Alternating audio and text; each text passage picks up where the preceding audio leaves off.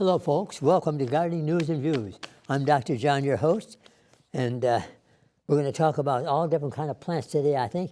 You know, this is a news show. There's all kinds of news. There's good news, bad news, and fake news, but this is gardening news. And if there's something wrong or something bad about gardening, we have a correction. For example, you want to get rid of deer, we have a correction for that. You just come to the garden center, look for some deer repellent, and so forth. But right now I want to concentrate on the plant of the week. I always start off with a plant of the week. And here's my plant of the week right here. It's called Heavenly Bamboo. I don't want to knock my water over. Here we are. That's Heavenly Bamboo. And that plant will reach about 2 feet in height and about 2 feet in width. And it turns red. Isn't that beautiful? Okay? It's the bamboo family, but it's not a terrible negative bamboo. Very good. There's another bamboo and it's called domesticated, and it's a tall one. That's this one right here. Has the red berries. This will get about 7 to 8 feet high, certainly 6 feet high, and about 3 feet wide. Has these bright red berries on it, all right, in the fall. So there's several kinds of bamboo, but here's one is called blush pink, and this one here is the tall one with the berries. Let's take 30 seconds out for a thank you message. When we come back, we'll talk more about plants. The funding for this program was made possible by Burke Nursery and Garden Center in Burke, Virginia. Burke is a full-line garden center with trees and shrubs, perennials and annuals, water garden supplies, house plants, bird supplies, and they have a propane refill station.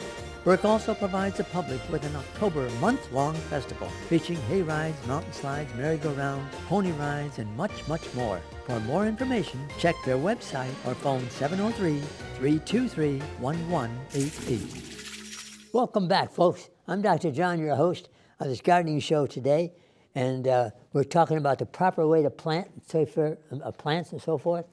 I got my charts here. But before I start that, I want to talk about this book that I wrote.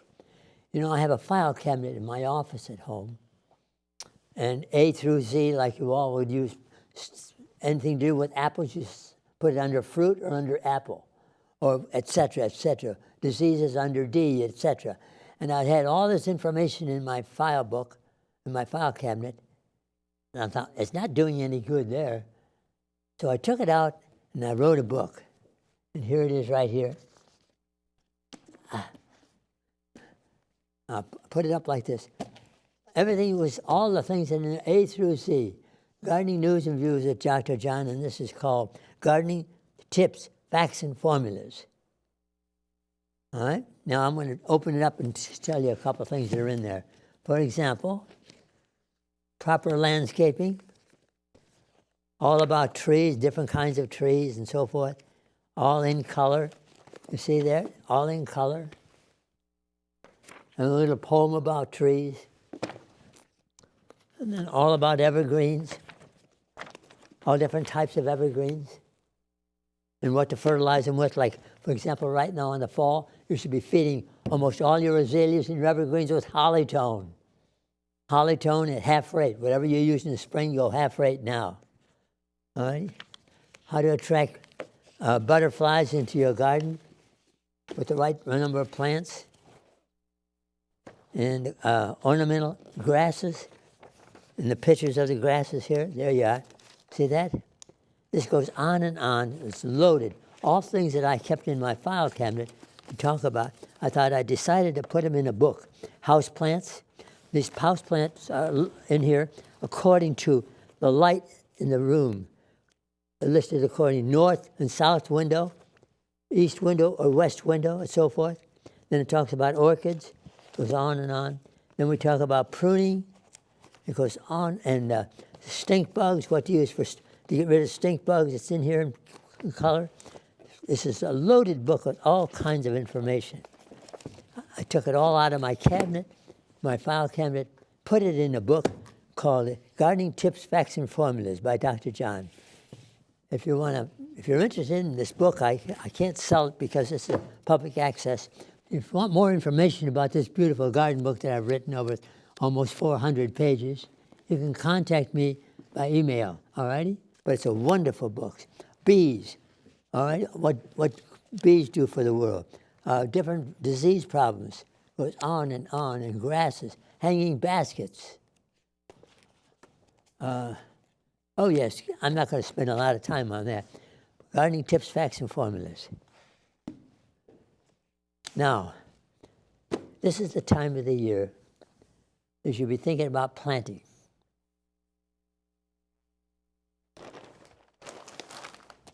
And I'm going to start off by showing you, first of all, you can plant in the garden right up until the ground freezes. There's no shortage of time saying, oh, it's too late, it's November, you can't plant. You can plant in November.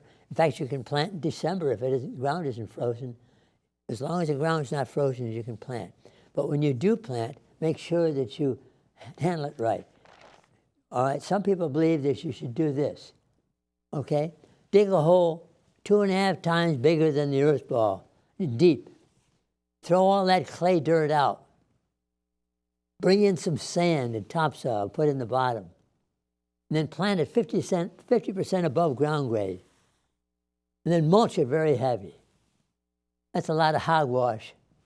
That's not right. It's a waste of time. And the plant probably won't live anyway because it'll sink into that soil. All right? You want to do that. It's all unnecessary. It's overkill. This is a proper planting. All right? Measure the height of the ball that you're planting, the earth ball. If it's 14 inches high, dig a hole 14 inches deep. Not twice the thickness, the height of the ball, but dig wide, real wide, quite wide. Because roots go this way, they don't go straight down. All right? And if the soil is lousy clay, mix with it some additive, 1/3 to 2/3 existing soil. All right? Stir it up there, and then backfill it halfway. You got it halfway filled, or you got to cut the burlap off from the equator on up, okay? If you can get all the burlap off, it's better. But if you can't, at least take half of it off and set it in there. There's 2 kinds of burlap, by the way. There's non-rot burlap, and then there's a standard burlap. If it's a garden center that you're buying your plants from, you're going to find it's going to be standard burlap, and that burlap will rot away in no time.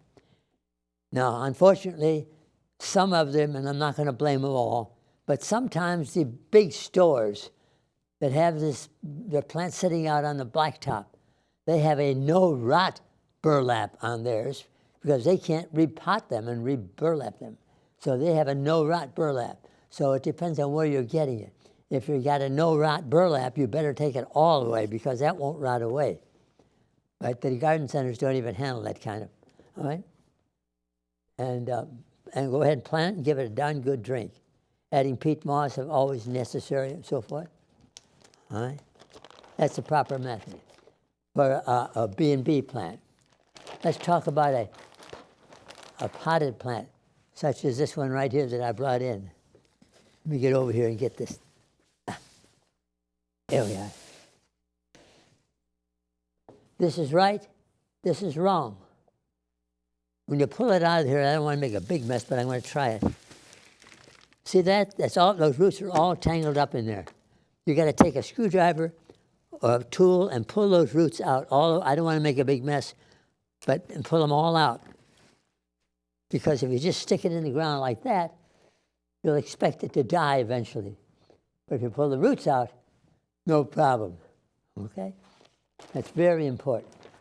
And when you're planting, let's say you're planting on a hard red clay, or it's a wet soil. There's lots of rocks. Order in topsoil. Have a truckload of topsoil brought in. Or just go out in your own pickup truck and bring some in and plant what they call is a berm, okay? And that way, because if it's real bad soil, you can't plant in that hard clay. If you're planting on a hill, this is the right way, and that, of course, that's the wrong way. All right? On steep banks, you can put the whole bank into one plant, or you can make a collage. What I mean by a collage is you're going to put, for example, a blue rug juniper, which is only 4 inches high. Let's say it's a steep bank from the top of this going down to the ground. I'm going to put blue rug at the top here, not in a row, but in a cluster. Then I'm going to put Euonymus coloratus right in here. Then I'm going to put some phlox here and phlox here, sublata. Sublata means low-growing, sub, okay? Blooms in the spring in pink and white and so forth. Then I'm going to put Cotoneaster. Royal Beauty only grows 12 inches high. And then the Andorra juniper down here turns red in the wintertime. Andorra juniper. Or I can put the whole thing into in junipers. 3 kinds of junipers here. One turns red, one's dark Kelly green, and then there's a light green here. Whatever you do, and I'm a firm believer of that, if you got a steep bank, or if you want a ground cover, don't go in the garden center or the box store and look for English ivy. It should be banned from the universe. It takes over everything. It'll crawl up the wall. My neighbor's house next door, they got English ivy crawling up the bricks, right up through to the bedrooms. You can't stop it with it. It's very hard to control. Use something, go in your garden center and ask for something that doesn't invade your whole yard, okay? All right. Now here I got some ground cover plants. These are all, you take them, write them down while I'm talking, write them down, copy it down here. I told you a moment ago or two that English ivy is used a lot as a ground cover. I'm not fond of it. In some areas, they're not even allowed to plant it because it takes over the world. It crawls up the trees, it crawls up the house and everything else. Here's some ground covers. I've got them listed here, and they're in my garden book the same way, listed according to height. You see this, some of these? Ajuga, very good ground cover. Sun or shade. Arabis, it grows in sun or shade. It tells you barberry, bishopsweed, it goes on and on and on. Write these down if you want. There's one of the best ones, Pachysandra. Grows in deep shade. Pachysandra, you must write that down. Deep shade.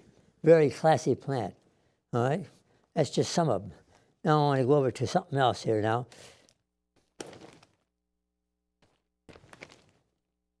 Butterfly plants, I don't want that. Page 22.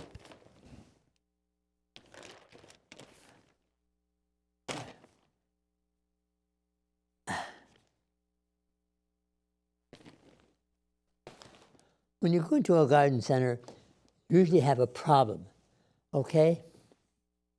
You have a situation. I call it situation landscaping. Maybe you want to hide the neighbor's truck, so you want to landscape and plant something like that. Or you want to renovate it in downtown D.C. and in the city where the plants are overgrown and they want to take them all out and put new plants in. Or you want to create an imagination, something very different. Or you like night lighting, illumination at night. You want to beautify the place and satisfaction. I call it frustration or the shun of landscaping, okay? And here we go. Let's take a look at some of these.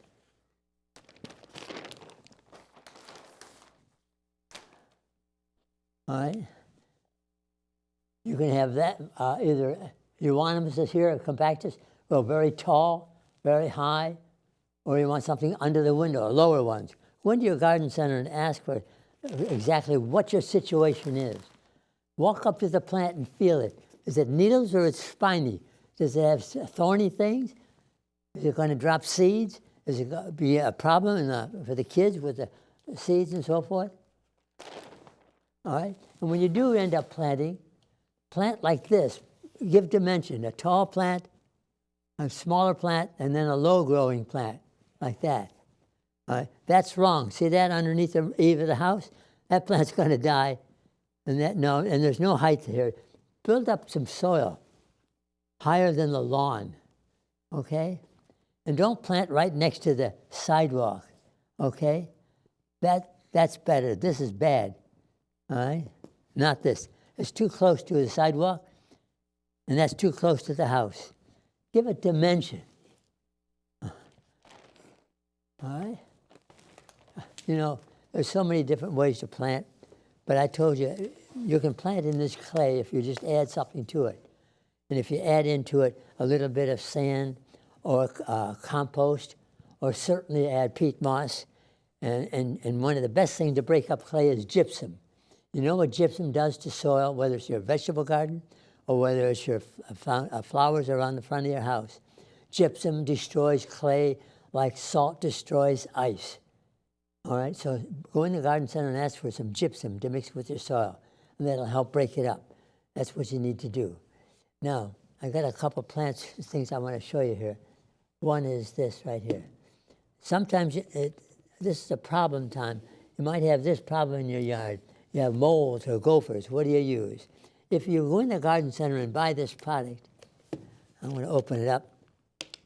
I'm going to put just a little bit out here so you can see it. Not much. There you are. You see that? The camera's going to zoom in on that. If you take this product and sprinkle it around your bushes or where you think you have moles, the birds are going to eat it and they're going to die. Or maybe the dog or the cat will get after that. So this is a good product to use, but you got to use it right. What you should do is, let's say, here we are. Let's take this. Get a big board. Put a couple stones underneath it, okay? 4 stones.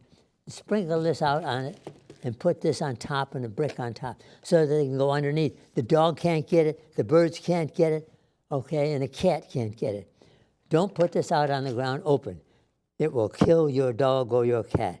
Poison bait, used against gophers and all things that bother your lawn.